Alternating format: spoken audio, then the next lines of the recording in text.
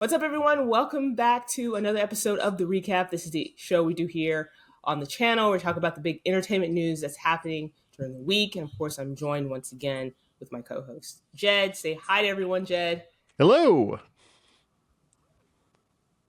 Yes, so we're back. We have quite a bit to talk about. I'm looking here at the rundown. A lot of good topics I'm really excited to discuss. So we're just going to go ahead and get started because we have so much to talk about. So the first topic is one that will be exciting for Spider-Man fans, possibly. And that's Jon Bernthal joins Tom Holland in Spider-Man Brand New Day. I'm actually excited about this casting because he's going to be reprising his role as the Punisher. And I actually like his version of the Punisher. But yeah, he's going to be in the new Spider-Man movie.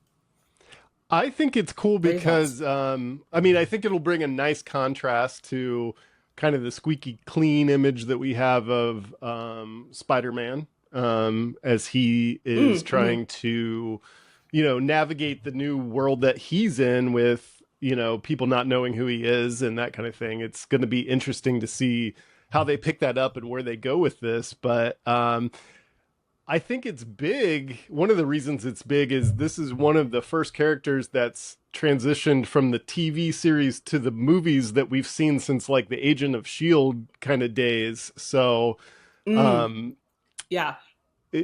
I would like to see others.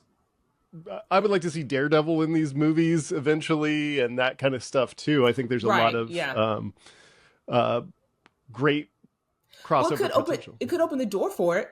Mm-hmm. Yeah, it could open the door for it, right? Yeah. And I am curious because, you mentioned, he was, on the TV side. And this is a character that is very, violent. And I'm curious how they're going to work him into the Spider-Man movie. Because you're saying, gives it a chance to not have such a, squeaky clean Spider-Man. This Spider-Man, obviously, he's going to be, adult Spider-Man, right? Because the character is older now. Yeah. Will they? Obviously, this movie's PG. Is going to be PG-13, but are they going to like tone down Punisher to have him in this Spider-Man movie, or are they going to still keep him kind of, brutal? And I don't know. I'm curious to see what they do with this and how this ties into the story because right now there's not a lot of details about the plot for this one. We know that. Zendaya and Jacob Batalon are returning. And I know that they had a story, was it last year? Or was it earlier this year? That might have been earlier this year. Sadie Sink from Stranger Things is joining the cast. But they haven't said they haven't officially announced what her role is. But other than that, we don't really know much about this movie. So, yeah. I'm very curious. This makes me actually more excited about this because I really want to see them take Spider-Man in a different direction, and this I think is a good way to do that. But I know this is not a super popular opinion, but in the comics, I always liked the more grown up Spider-Man, like as he was in his college years and as a early adult kind of thing. I always thought he was kind of an interesting character that way, even more so than the high school years and that kind of thing. So I am really curious how what they'll do with him here. And we don't know yet if we'll see any other Spider-Man in this, right? As of now, like Andrew or Topher. True, I don't know. Yeah, because we don't know if there's going to be Toby, yes, yeah, right. Yeah, so we don't know if like they're gonna do more of a continuation of like the multiverse, or they've kind of like closed the chapter on at least that part of it, and what villains are gonna be here. We don't. Yeah, there's a lot of this is all under wraps, which is understandable because I don't even think they started shooting yet. I don't think so either, and I'm not sure that they and maybe this article had it in there, but I don't even think they have a release date because I had heard that they might be toying with when they're going to release. It's July 31st of next year. Yeah, July 31st, 2026. Oh, yeah. Okay. Yeah, so I had heard that they might be schedule. Yeah, that's the schedule. Playing around with it because of what they had to do with Avengers. Of course, Avengers originally the Kang Dynasty was supposed to come out this year, and then Thunderbolts took that slot because of everything going on with Jonathan Majors, and then Oh, right, because they had to reshuffle. Yeah, right. And now I feel but like they yeah, got a no, lot of it's work to July do thirty before first. Doomsday and everything and Secret War. So we'll see. We'll see if it ends up, because if they haven't even started shooting yet, they've got a long way to go because that's a very effects heavy movie. And Well, yeah, we're but we've seen those stories where the VFX artists say that they usually have quick turnarounds. So yeah, I hope for their who sake knows? that it isn't as bad. Next topic is I'm actually really excited about this one. So before we had talked about James Bond because earlier this year Amazon got full creative control of Bond from the Broccoli family. And everybody was wondering, okay, what is Amazon going to do with James Bond? Like, how are they going to move forward with this? And now we know that they are planning to do a new James Bond movie, and they have found a director, and it's going to be Denis Villeneuve, who directed Dune and a bunch of my favorite movies, like Blade Runner 2049. He also directed Arrival, which is, I think, such an underrated movie. Go watch Arrival; it is so good. And he also directed Sicario. I'm actually really, really excited for this hire because I think he's a fantastic director, and I am curious to see what he does with Bond, with his style and everything, because I think he does. I think he has a great directing style. Oh yeah, he's fantastic, and I'm actually a Yeah. little surprised that he wanted to do it, honestly, because I feel like after the Dune movies, he probably could have written, Well, he like said in the article. Yeah, well, I was going to say in the article I read, he mentions that he's a huge James Bond fan, mhm. and he grew up watching Bond. So I imagine if you even if you're a director that like him that does some of the more, I guess, I don't know if I would say highbrow movie, but you do something, you do the type of movies that he does. I still think you have that fan part of you that was like, oh, if I could direct a If I Bond could play with movie, those and now toys, he's man, getting a it's chance to yeah. do that. Yeah, yeah, it's that kind of thing. I Yeah. think this is a great choice. Um, I don't think it was one that I would have ever. I don't think I would have thought of this, but I'm glad that we're getting it, and I'm glad it's a movie. really? I was afraid that Amazon was gonna make it a show or Oh, right, the something like TV that. series or Hmm. Yeah, so it's yeah. nice to see that, but Um, well, it was yeah. Well, it was interesting that like a few days before this story broke, there was a story that came out from like Puck News, and there was a short list apparently for Bond directors, and Denis was on it, and also Edgar Wright was on it, and so was Jonathan Nolan, Christopher Nolan's brother. mhm. And I was like, this is an interesting. And Paul King. Paul King was the other one. He directed Paddington. Um, That would have been a and weird I was like, this transition, is I a think, but very interesting. Yeah, I mean, I feel like Paul King has directed something else. I can't think off my top of my head something else that he's directed. But yeah, those were like. I feel like there was another director on there. Let me look. Hold on. Oh, and Edward Berger, who directed mm, Conclave, mm. was also on this short list.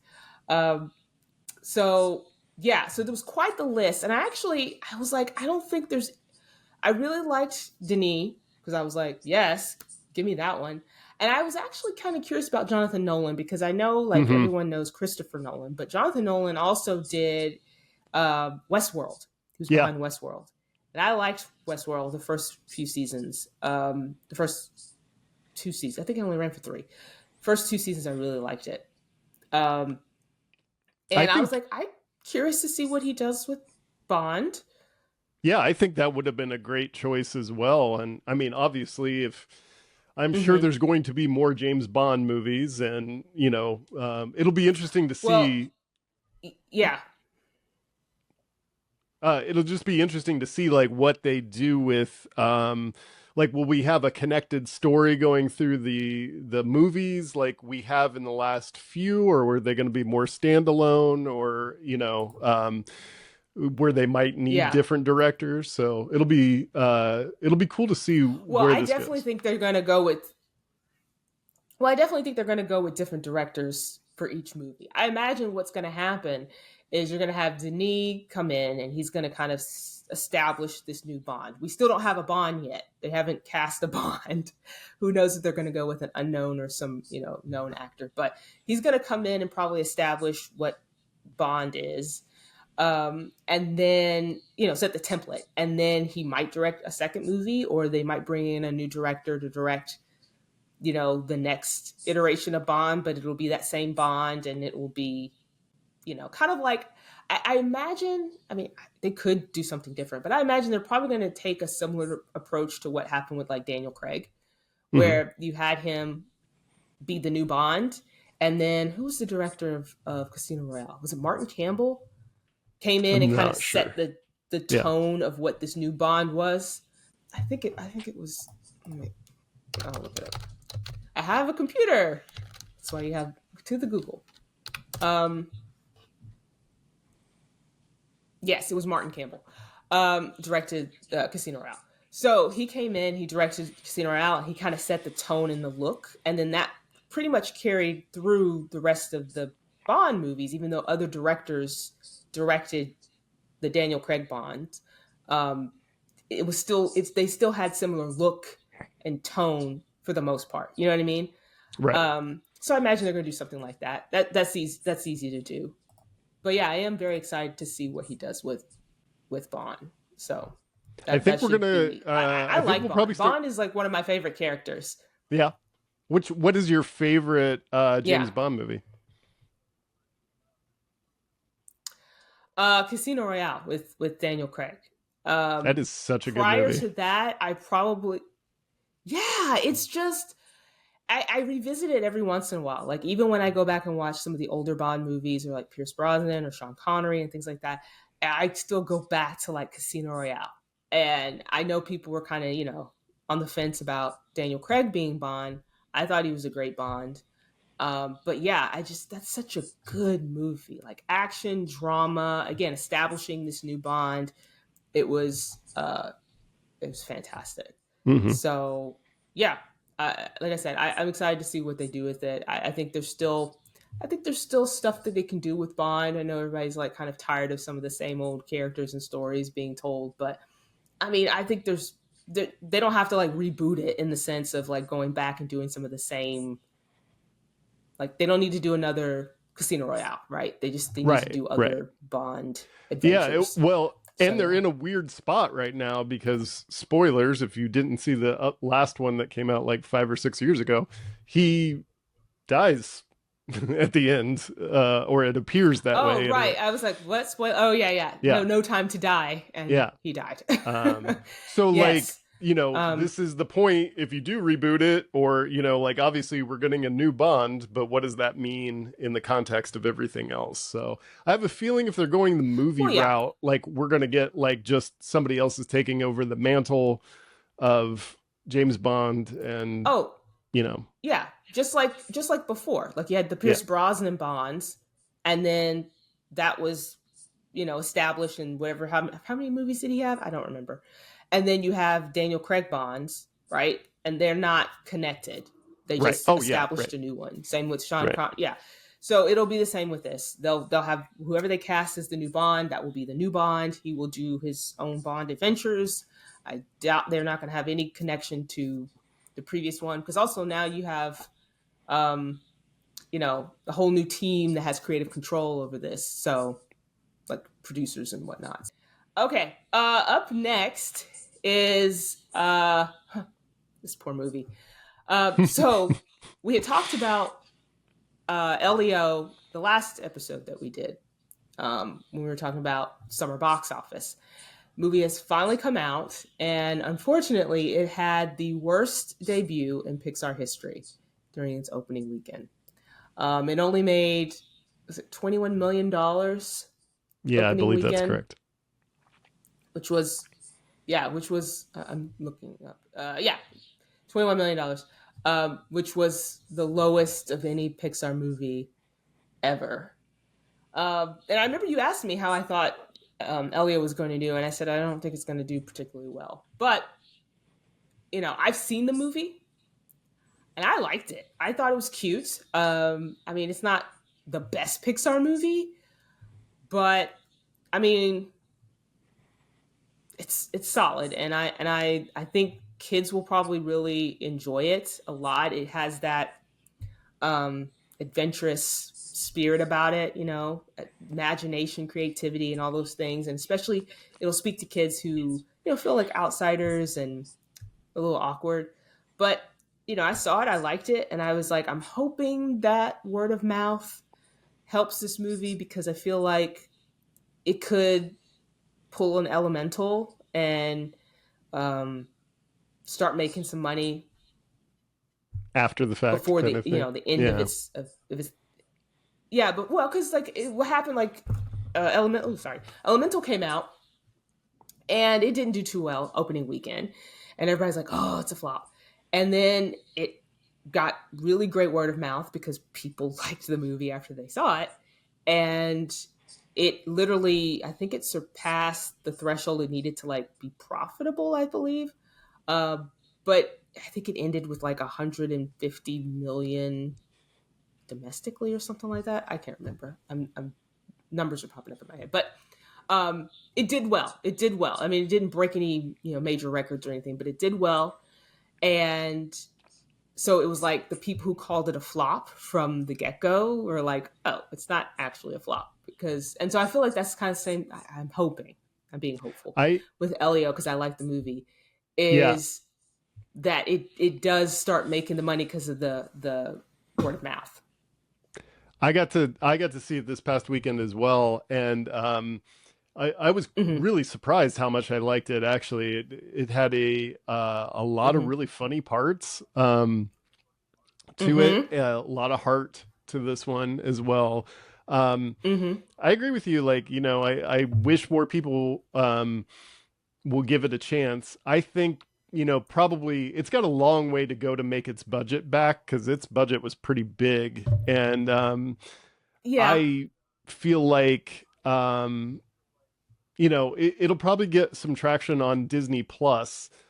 I just feel like there's been so many kids' movies in the last few weeks or that are coming up that it's going to be hard for it to stay relevant, even if it does get good word of mouth. Like, even now, my wife and I were talking about like there's a bunch of movies we want to see. It's just having the time to go see all of Mm-hmm.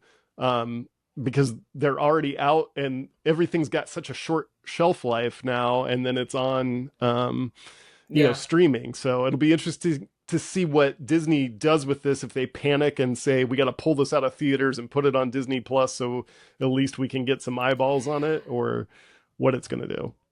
Yeah, I hope. I mean, I would hope they don't do that because they're not gonna. You're not gonna make any money off of Disney Plus. No. Like, and that's also why the Pixar movies are struggling in the first place. Is because during the pandemic, the answer was let's use these Pixar movies as a way to boost Disney Plus. And so the audiences that, families were like, this is great because we can just have our kids watch these really great Pixar movies on Disney Plus. And the Disney Plus releases like Luca, is it Luca that got released on Yeah, Disney Plus? But Luca got out. Soul and some of the Mm-hmm. other ones, like people like them and they did well on the streaming platform. But part of it was because people got used to, this new Pixar movie, we'll be able to watch it on Disney Plus soon. So I think if Disney really wants to change that narrative, they're going to have to leave Elio in theaters for as long as they possibly can. And yeah, I mean, I agree with you to the point where you were like talking about, there's so many kids movies because that was the thing I was wondering about with How to Train Your Dragon. I was like, Lilo and Stitch got the early start because it was the first big kids movie to come out for the summer, right? It came out Right. Memorial Day weekend. And then How to Train Your Dragon has come out now. It's been number one at the box office continuously since it's come out. But Lilo and Stitch had such a huge head start. It's close to $1 billion now. Mm-hmm. And I don't know how much How to Train Your Dragon's gonna do because then you had Elio and some other movies come out now, and then now Elio's out, And again, it's like movie the movie going experience is expensive for families, and depending on when you go, if it's like 15, dollars a ticket for adults and then 10 or something for kids, like it's expensive. And I think, even though there's the kids are out for the summer, do you want to drag them to the movie theaters every other week or so? Not just for cost, but I mean, again, I don't know. So we'll see. Like I Yeah. said, everyone who's asked me about this movie, I've told them it's good. You should check it out. And And it's half the short. responses have been, "Well, I think we'll wait." Yeah. It's short, yeah. It's It's not short. super It's not long. no, it's Um, perfect for like a summer, like, hey, I gotta, I just want to do something with the kids. I don't want to be out in the blistering heat, but I don't have a ton of time. Like, I don't Go want to in a nice waste, air conditioned movie theater. yeah, I don't want to be in a 2.5 hour to 3 hour epic,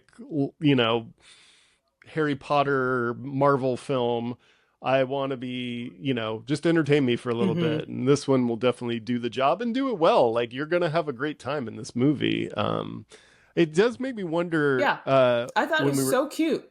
yeah, it was so cute. It does make me wonder, like, do you think we'll get to the point where like Disney will charge you like uh, for an extra $10 on this like premium tier, you can see like Elio a couple weeks after it comes out in the theaters. So instead of going directly to streaming, there might be this like stagger step of like, if you pay extra, then you can see this movie in its release window on streaming, even if it's like towards the end of it, but like before it's out there to stream for everyone. No, because well, I don't think so. Just because I think that's too close to that model that they had during the pandemic, where they were doing the premium. What was it called? Premiere access or something. What they did with Black Widow. So it was like it was released in theaters, and then they had the premiere access on Disney Plus, where you could Oh, watch the that's right. movie.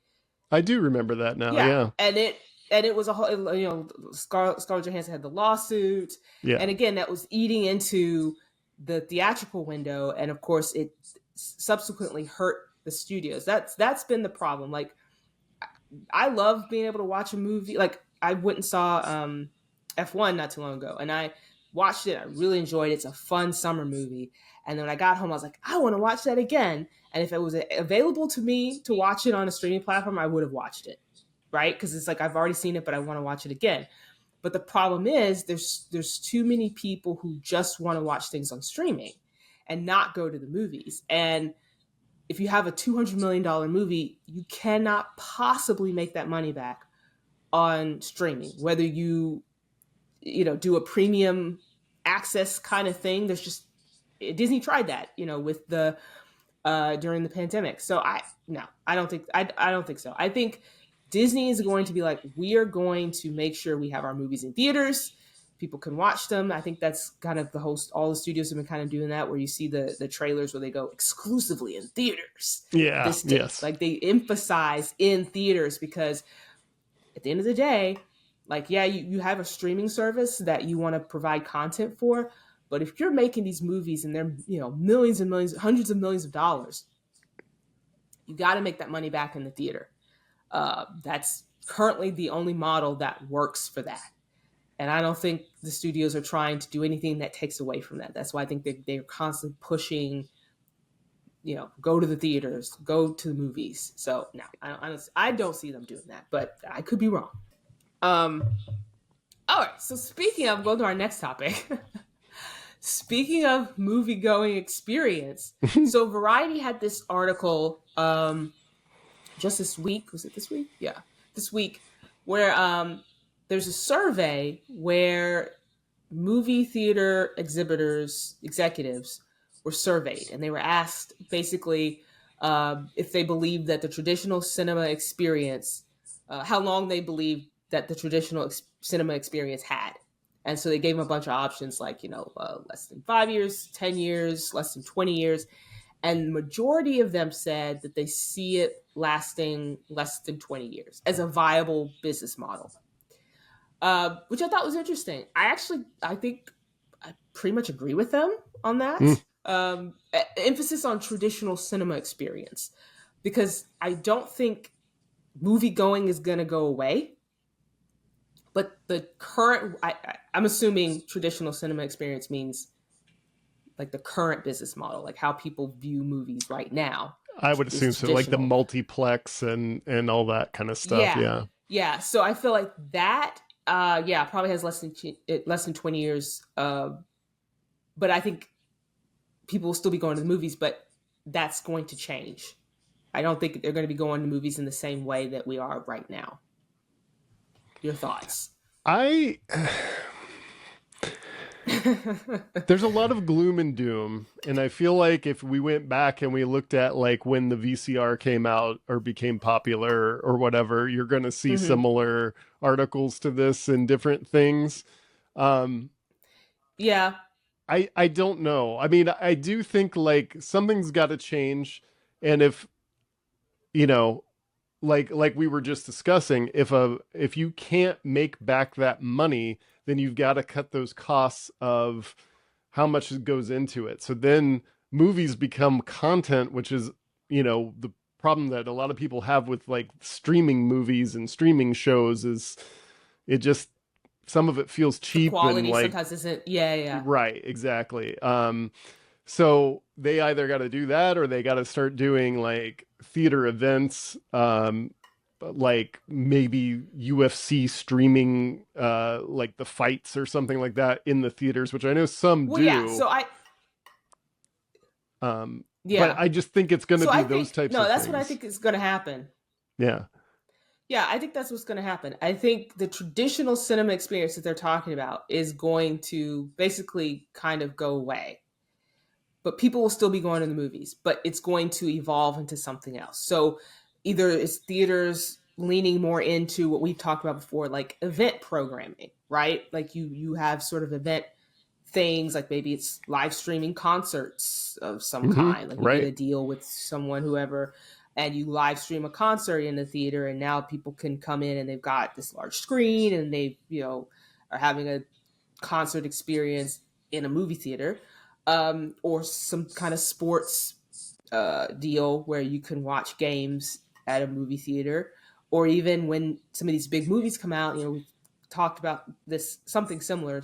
Talk about Wicked. When Wicked comes out, there's a huge fan base, so you lean into that movie and you create special sort of things when that movie comes out in the theaters to get fans hyped up and excited about going to the movies to watch it. So yeah, the traditional cinema experience I think but I don't think it's reactionary, this survey, because I think we've known for a while, especially since post pandemic, that the movie theater business is dying. That's why theater owners keep saying like we got to get people to watch movies. Like how do we get them back into the theaters? And that's why the theater owners have been going to the studios and be like, stop shortening the theatrical window because it's killing us. It's not going to be just a And popcorn it bucket that's is. going to get somebody back in here. Yeah, yeah, yeah. But so yeah, I think we've seen it on the decline for a while. But I think there's just gonna have to be, like with any industry, like when the internet exploded and suddenly newspaper, like people could get news online, and it's like newspaper. There were some newspapers that were like, whatever, internet's a fad, Mm-hmm. and they didn't create websites where people could Right. get the news on the web, and they faded away because it was like we're not dealing with that. And so I think just like some of those other industries, movie theaters are going to have to evolve. And that might mean upgrading. I know some of them don't want to spend the money, but they need to upgrade the theaters. Like there's a couple theaters around here, you've probably been to some of them, that still have the old stadium seating, which is not a Yeah. problem. I don't mind stadium seating. I prefer the recliners, but that the seats are so old and dirty. It's like you either Yeah. need to just get new seats then if you're not going to switch to like recliners. Like just update these stadium seats. because I when don't want to we sit in that, not for 2 hours. when we saw Elio, I went to a theater that is not my Hmm. typical theater, and it had regular stadium seating, but Hmm. like almost all the seats were like cut up and stuff like that. And I'm like, this is a nice area. I'm Oh, surprised they haven't gone back and fixed these. Um, it's just, yeah, I mean, just and doing that's some like of so that many stuff. theaters. It's like, Right. right, keeping theaters clean, updated, I think is a big step. People often say, well, I don't need to go to the theater because I could watch a movie at home and I've got surround sound. I've got a big, people have projectors now in their house. So it's like you need to have maybe updated screens. There's one of the IMAX screens here, really nice, used to be really nice IMAX screen. It's very large. Last time I went, which was probably several months ago, it needs to be cleaned or something. It's like Mm-hmm. you could see where there's like some pixelation, but also like where it needs to be cleaned. And I imagine it probably costs a lot because that screen is huge. Yeah. But at the same time, like you need to do it because I am someone you don't have to convince me to go to the movies. I will go to a movie theater. I'd much rather go to a movie theater and watch a movie um, than first, right, and then I can watch it at home. But I haven't been back to that theater because I'm like, why would I pay extra money to watch IMAX on this screen? It looks horrible. So again, updating the theaters, and also I think theaters need to do a better job of like, I mean, I don't think they necessarily need like security guards or police or anything, but just establishing that people who come to the movies, like if you're going to be in the audience watching, you need to have a code of conduct sort of thing. Like just do not talk, do not text, kind of like Alamo Drafthouse, right? And if you Right. do, We're going you're to boot out. you. Yeah. Like don't disrupt the movie for other. Yeah, we're just gonna boot you out. Like we're no disrupting this movie for other people because they've paid to watch the movie, not to listen to your commentary or watch the back of watch your phone screen. I I don't know. also Some things have like to change, but when you were talking about like the bigger screens and the different things, I also think it's weird that if I go to an IMAX movie or I go to like a 4DX movie, they advertise the IMAX screen in my IMAX movie, but I'm already there in the IMAX theater. So maybe go to yeah. the other one and But say, they "Did you want know to tell you you could how see this?" awesome it is. Yeah, okay. But after Well, the, so what? Wait, so what would be the alternative where you're like watching it in like a standard format, and they're like, "Oh, you're watching this in standard format, but you could have been watching it on an IMAX right, screen," and then yes, show just you do the same. that, or Oh my like, god! yeah, like show like what am I missing by To seeing make it this people feel way? bad, I don't know, because like, well, IMAX is more expensive. Right. I mean, yes, I could but just imagine some people are going to be some like, poor "Who person is cares? like I just sitting want there this." like, But like, I feel make like me with feel things bad. like 4DX, I think there's Hmm. probably a lot of people that don't know what they're getting into with that, or maybe they're nervous because they've heard. I mean, I've had a bad experience in the 4DX theater for sure. But Yeah, so it can be cool, but if you don't know what it is or whatever, you're not going to learn probably by just going to the movie theater because they're not yeah, advertising it other than maybe a poster in the lobby or something like that. So I yeah. think I explaining why I I've want to done see it 40X in that form. once. Yeah, What movie did you I've see? done 40. Uh, it was Novocaine. Oh God, Was it that had to Novocaine? be Yes. interesting. That was the first time I had done 40X. Just because I go to theme parks all the time. So I've done some of those like, interactive theater type attractions, but I don't need my seat rocking back and forth during a movie or wind or water hit me in the face. Like, so it's not my thing. I enjoyed the Mm-hmm. movie. I had a great time and everybody in the audience was having a blast, but that's not something I want to do. Granted, I knew what 40X was before I did it. So Right. I can Yes. only imagine if someone goes into it not knowing, they're like, oh, 40X, oh, these nice, comfortable seats. And they sit down, and then it's like they're eating their popcorn and have their It's drink, like and it's like throwing you. We I throwing them saw around. I saw Venom the first Venom movie, and it got to be in 40X, and it was by accident. I mean, I knew what 40X was, but I didn't set out to buy 40X tickets. Mm-hmm. Mm-hmm. But it got so bad that we were dreading the next fight scene. So when we knew it was Oh coming on, goodness. we all like braced ourselves because it was like I literally thought I was in a fight after after being in there. See, Now like that who being needs? I said, don't need that in a movie. Yeah. well, but that being said, I kind of want to see F1 in 40X because I feel like that would be a good format for that. Yeah, I guess so. Because it's like they have the point of view in the car and stuff like Mm-hmm. that. So that could be fun. I don't know how much rocking you would do, but I feel like you could have 40X for very specific types of movies. Like, again, we were talking about like event programming. Like if you had some kind of, I don't know, some kind of themed experience, you could use the 40X um, screens for that. I don't know. Yeah, But it's not something that like I said, I did it that once. It was enough for me. yeah. It was enough It for is a me. very Um, specialized thing for sure. yeah, yeah. Um, So yeah, it's kind of curious. I do want to see what these theaters do though. Like I because we've talked about this quite a few times, where it's like, what do theaters have to do to to turn around their struggling business? And I think there's options, but will they do them or try them? And then will audiences respond to them? Um, okay, so really quickly, what's new in theaters this week? F1, we just mentioned. Uh, Amazing movie. I think it's really entertaining, like fun time at the theater. Uh, I don't really have many complaints about it. And my review for that is up on the channel. And then also Megan 2.0 is out this weekend as well. Same kind of deal. I had fun with the movie. I liked the first Megan. I like this one too. It's a little different than the first one, but fun time. how do you Fun, think silly. how do you think Megan will do this time around?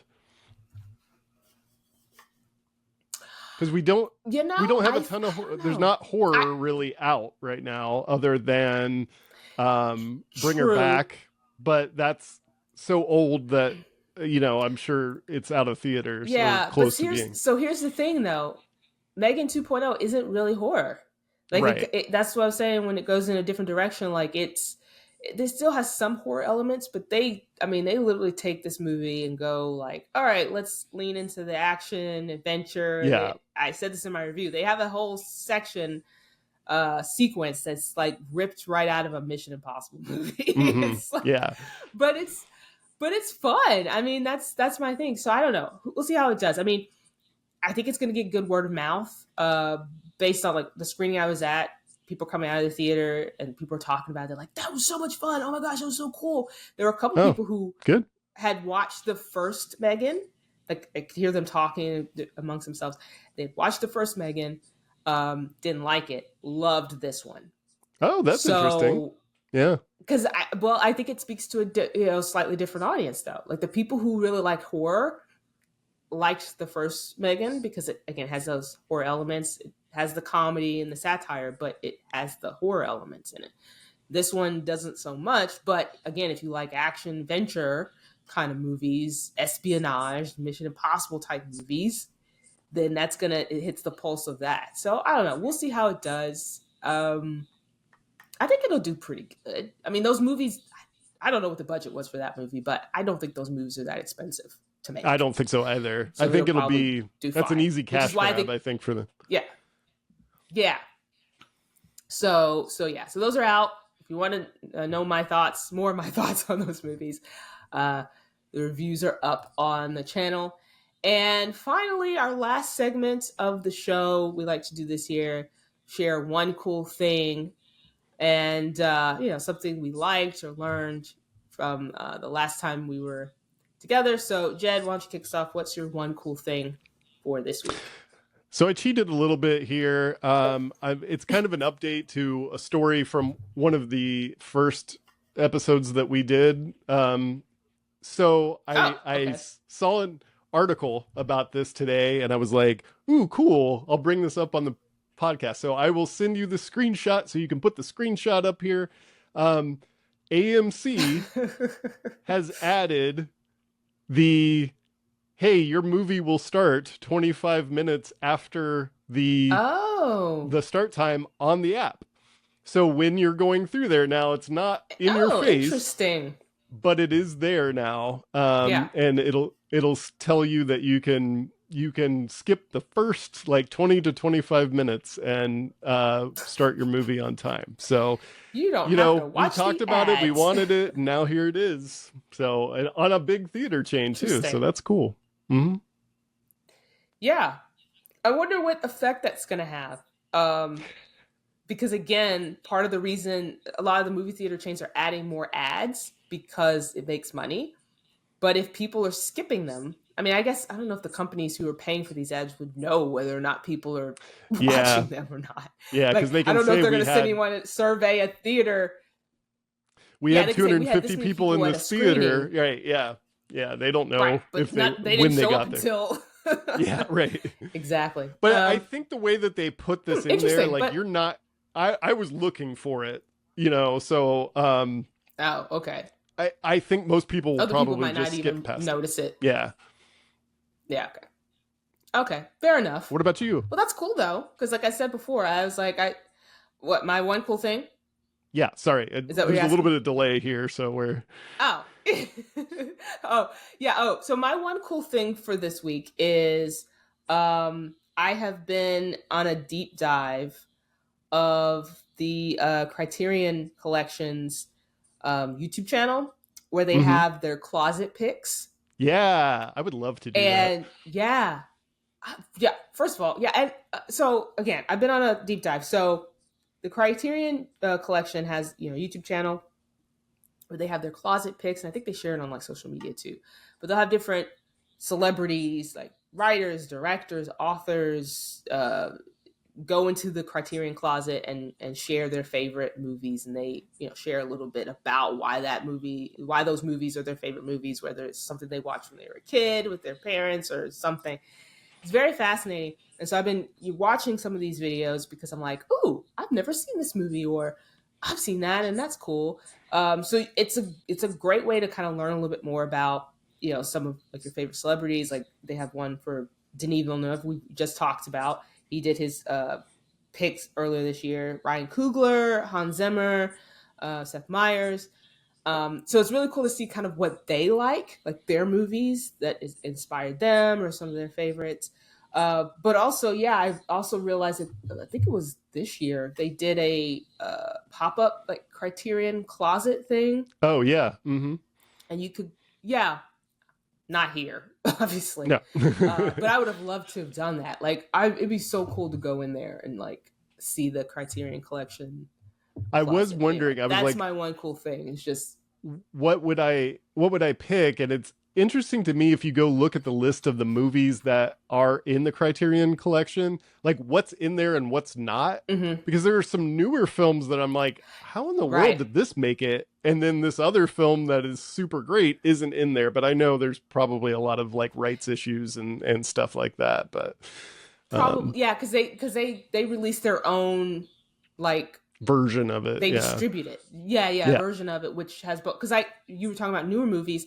Honora is in the Criterion right, collection. yes, which is, I Because I mean, ordered the great. the Criterion version because I like that movie. But yeah, so it has all the bonus features, and it has stuff that was selected by the director. So yeah, it's a cool like collection. But yeah, you're right. There's movies that you look for, and you're like, why is that not in there? But then you have to remember it's not like a list of every movie that's ever been Right. made. It's Yes. specific ones that have been chosen, and yeah. But it's still very cool to see what other people uh, like in terms of movies. Hmm. So that's my one cool thing. All right, so that wraps up this week's show. We did it. Fun talking about we completed it. I feel so accomplished. I haven't done enough this week.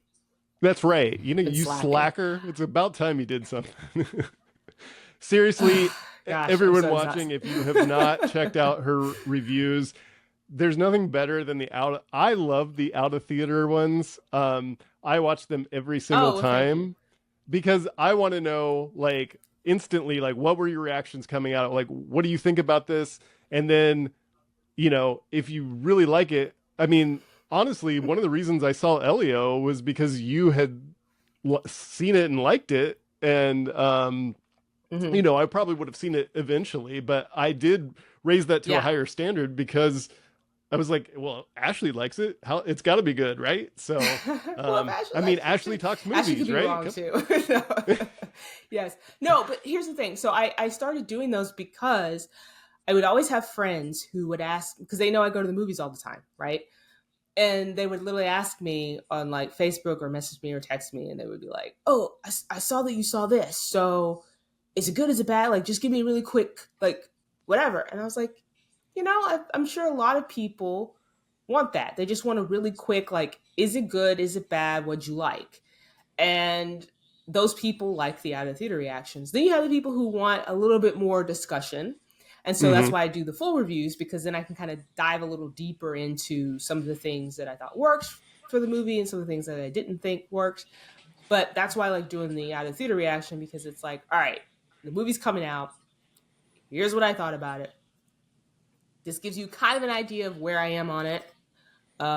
Again, all spoiler free. But yeah, that's why I do it. So I'm glad people respond to it, because Mm-hmm. often, I like, sometimes my out of theater reactions do better than the reviews, yeah. Well, which is fine. I like to bookend my theater going experience with, I watch your out of the theater just to get the temperature. Mm-hmm. Then I go see it for myself. Then I Mm-hmm. watch your review, and then I see if like we are on the same If it wavelength here or aligns and how whatever. you, yeah, Yeah, yeah, yeah. yeah, So which is great. that's See, do the JED that's how you process, navigate the channel, everybody. y'all. And then you watch the recap because Yes, you want to find out what's going to be coming up. yeah, because then we, Right, we're keeping you yes, and then we informed. talk about all sorts of other things. That's Yes, right. It And then was we really go off on nice. tangents. We had a comment. Well, we do. We had a comment on the last video. I should probably pull it up. I don't have it up, but there was someone who did leave a comment, and they were like, "Oh, I watched this, and it was nice. I didn't even know about this. Like some of the topics we were talking about." And they're like, "I learned something." I'm like, "Yay! Yeah. That's what I like." Is somebody watches this and they, you know, um, are informed about some of the big topics of the week, because I keep up with all this stuff. I read all the trades and everything, Yeah. like who's getting cast in this, who's whatever. But that's why I like doing this show. Plus, I get to talk Yeah. to you, so Yes. This it's is a like win all around. our one time that we can catch up on all the nerdy stuff that we've collected over the last couple weeks. And I mean, honestly, like the Yes. story sorting for me is super easy because, again, like you, I'm constantly reading this stuff anyway. So then I just file like my browser's full of tabs Mm-hmm. of stuff I'm going to send you, or maybe I get into it and I'm like, well, Yeah. this was a better story, so I'm not going to send you this one or whatever. But yeah. Yeah. Yeah. Yeah. Yeah. It's always fun. All right, everyone. So, again, thank you for joining us on this week's episode of The Recap. And be sure to subscribe to Ashley Talks Movies. That way you can see the next episode or even watch some of my movie reviews that I'll be posting. There's quite a few coming your way, so be on the lookout for that. So, again, thanks for watching, everyone, and we'll see you next time. Bye, everyone.